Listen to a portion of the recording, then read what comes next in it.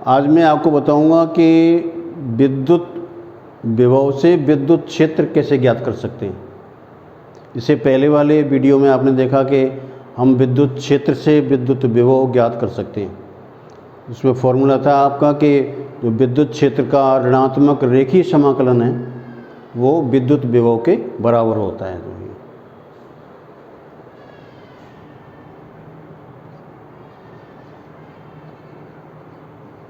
विद्युत विभव से विद्युत क्षेत्र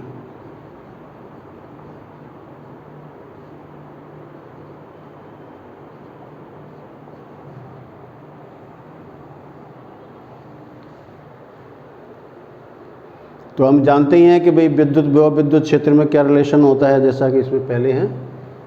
तो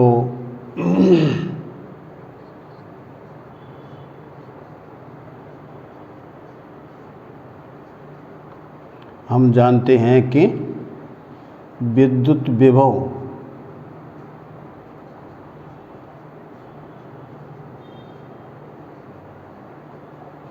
व विद्युत क्षेत्र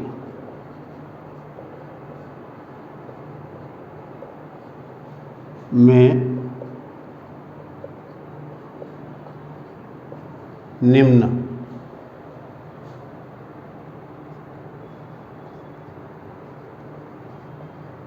निम्नलिखित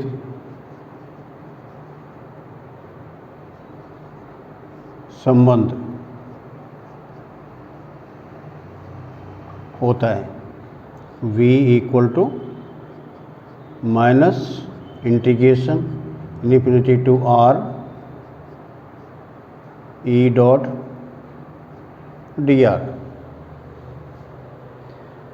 ये समाकलन है। अब इसका अवकलन कर दिया जाए तो अवकलन कर देंगे तो क्या होगा, ये इंटीग्रेशन का चिन्ह इसमें से समाप्त हो जाएगा अवकलन करने पर।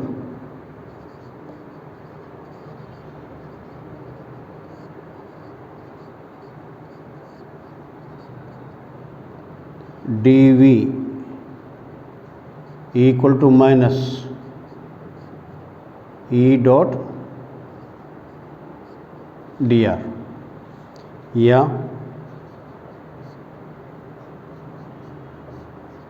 E = minus dV/dr। अब क्योंकि विद्युत क्षेत्र सदिश राशि है तो इसकी जो दिशा होगी वो r की दिशा में ही होगी, तो इसलिए हम यहाँ पर लगा देते हैं एक वेक्टर r। और अगर हम इसमें सदिश न लगाएं तो हम ये कह सकते हैं परिमाण के रूप में E = माइनस dV/dr। इसे कहते हैं विद्युत विभव का दूरी के साथ परिवर्तन। तो जब विद्युत विभव में दूरी के साथ चेंज आता है तो वहाँ पर हम विद्युत क्षेत्र का संबंध इसमें होता है।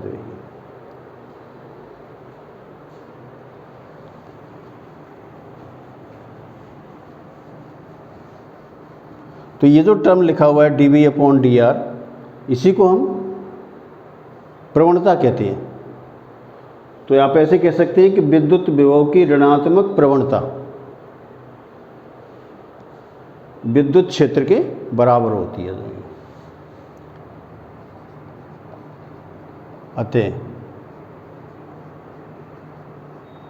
विद्युत विभव की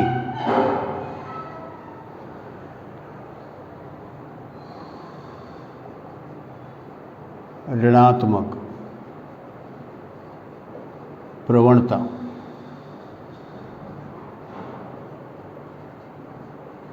विद्युत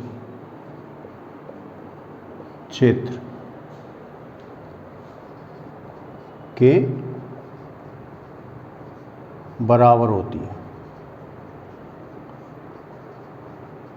अब ऋणात्मक का इसमें क्या अर्थ है? ऋणात्मक का अर्थ इसमें यह होता है कि हम विद्युत क्षेत्र की दिशा में चलते हैं तो विभव का मान घटता है, और विद्युत क्षेत्र के विपरीत चलेंगे तो विभव का मान घटेगा। जो ये तो विद्युत क्षेत्र की विपरीत दिशा में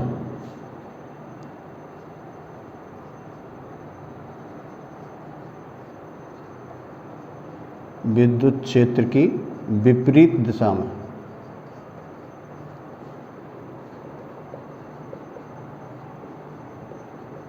विद्युत विभव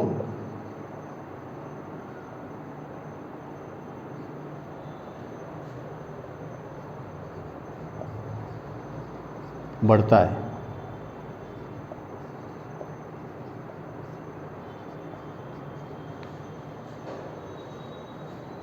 तो इसको हम लिखते हैं E equal to minus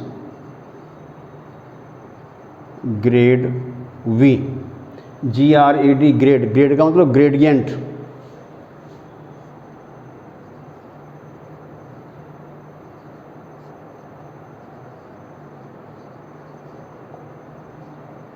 gradient यानी प्रवणता। तो प्रवणता का अर्थ इसमें यही होता है कि दूरी के साथ परिवर्तन। तो इस ग्रेड V को हम इसमें इसमें एक ऑपरेटर यूज़ करते हैं जिसको हम कहते हैं डेल V। डेल यहाँ पर ये एक ऑपरेटर होता है E इक्वल टू, तो इसको व्यक्त करें ग्रेडियंट को, तो जो डेल होता है, ये जो उल्टा ट्रायंगल बनाया गया है, इसका मतलब होता है I del upon del x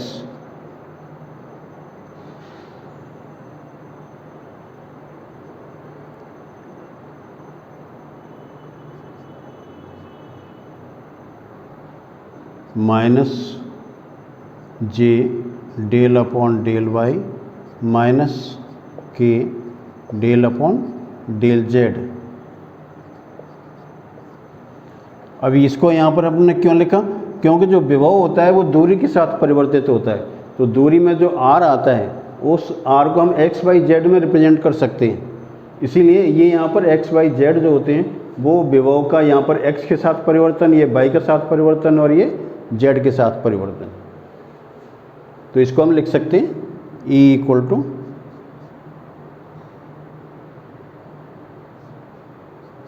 इसका हम मान लिख ले हुए इसमें जो है ये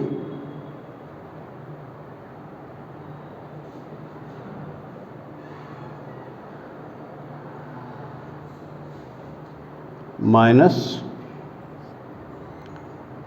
I del upon del x plus J del upon del y plus K del upon del z और ये v।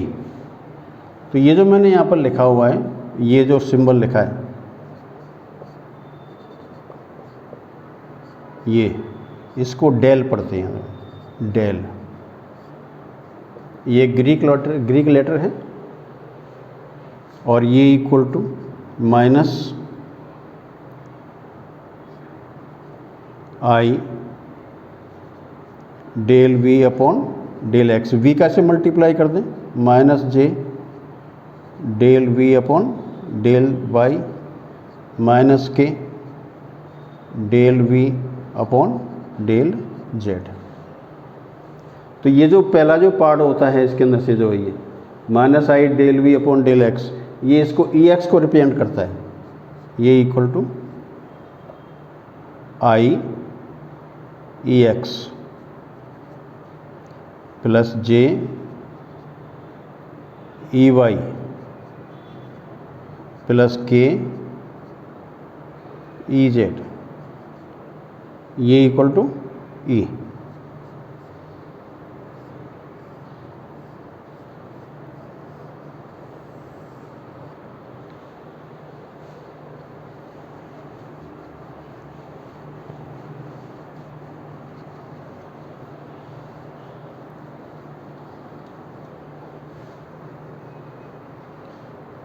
जहाँ